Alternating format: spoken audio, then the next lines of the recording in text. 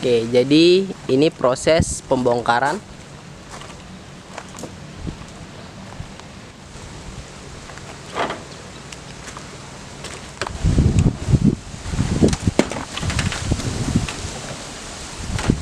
Ya, lepas pulsatornya. Pulsator langsung ah.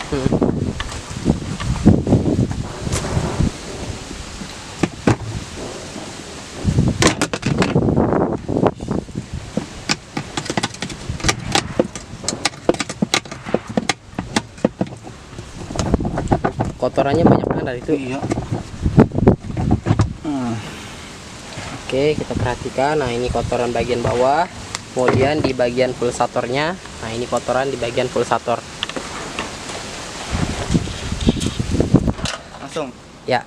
Nah, jadi di sini kita melepas bagian tabung ya. Nah, ini tabungnya bagian bawah udah dilepas. Jadi tinggal diangkat. Nah, di sini bisa diperhatikan ini ada seal. Nah, sealnya ini teman-teman bisa perhatikan nanti ketika bongkar. Ini pasti sudah karetnya ini sudah tipis, atau dia bocor atau mati. Nah, jadi karet ini kalau tidak diganti, maka air ketika mengeringkan dia akan netes ke bawah sehingga terkena bagian dinamo. Kalau sudah kena dinamo, otomatis dinamonya akan rusak. Nah, jadi kita harus ganti seal ini. Kita cegah terlebih dahulu sebelum terjadinya kerusakan. Ini di bagian seal tabung pengering.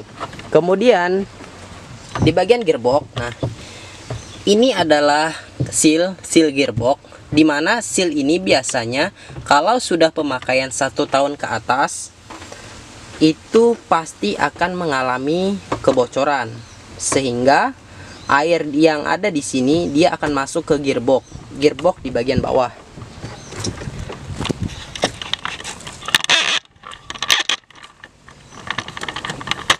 Nah, gearbox di bagian bawah itu ada di sini nih.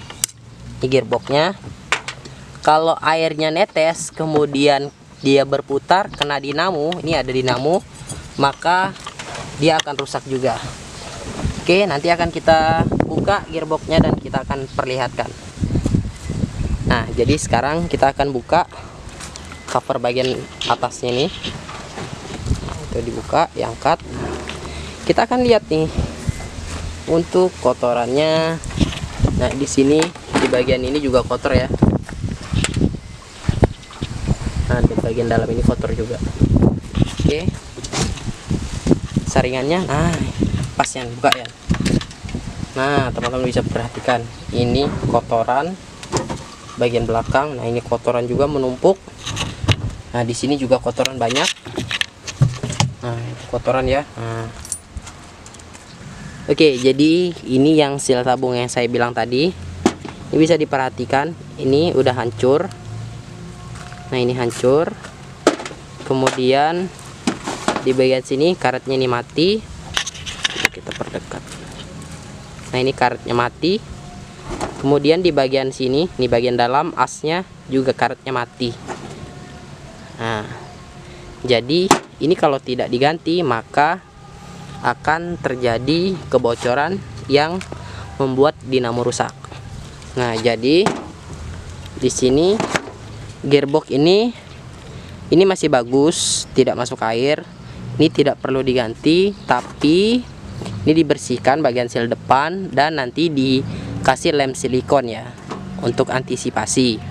Nah, yang harus diganti itu adalah seal tabung pengering. Oke. Di sini masalahnya sudah ketemu. Ada di sini. Untuk bagian dinamo, di bagian dinamo ini masih aman, ini masih bagus ya, karena belum sempat terjadi kebocoran pada bagian seal tadi. Nah, seandainya kita tidak melakukan perawatan rutin, maka otomatis dinamo ini akan rusak. Nah, begitu. Kemudian yang ini juga sama. Ini masih bagus. Tidak ada kebocoran air sehingga dinamo tidak rusak.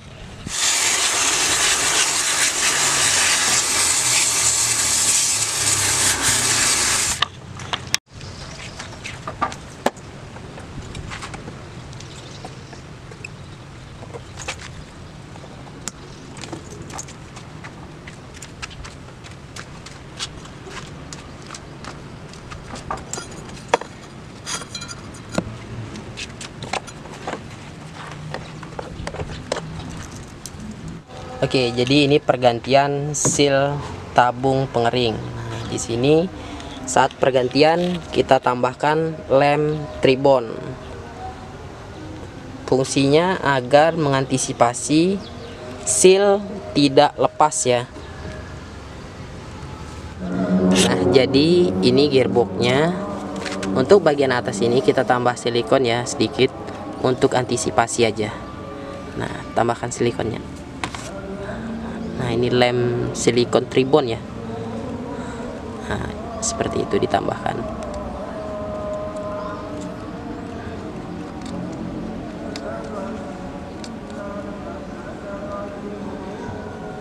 Oke, cukup. Nah, baru kita pasang.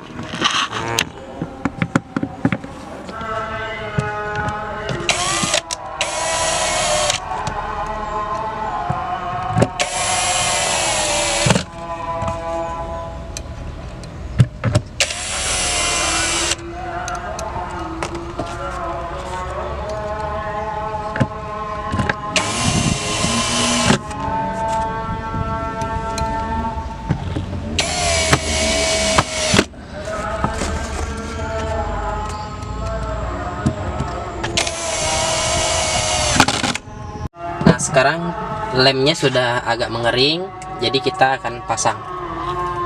Kita masukkan, nah paskan, baru di bagian belakang disambut dengan mornya. Oke, setelah semuanya sudah dibersihkan, dicuci dan dipasang seal karet baru, sekarang kita akan melakukan proses perakitan.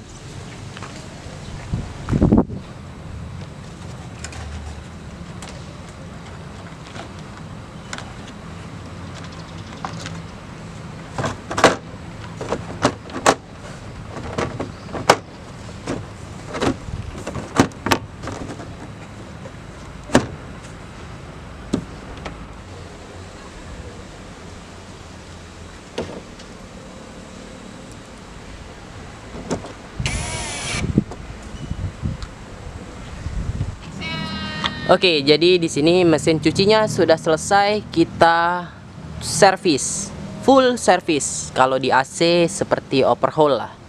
Nah, untuk pengerjaan seperti ini itu membutuhkan waktu kurang lebih ya 3 jam lah kurang lebihnya.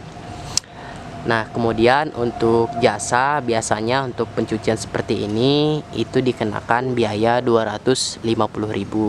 Belum termasuk biaya pergantian spare part. Kalau untuk pergantian spare part itu tidak ada dikenakan biaya lagi.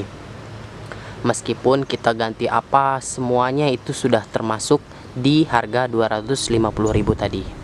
Oke, semoga dengan adanya video ini kita bisa melakukan perawatan mesin cuci kita agar tidak sering terjadi permasalahan mesin cuci rusak. Oke, terima kasih sudah menonton video ini, semoga sukses semua.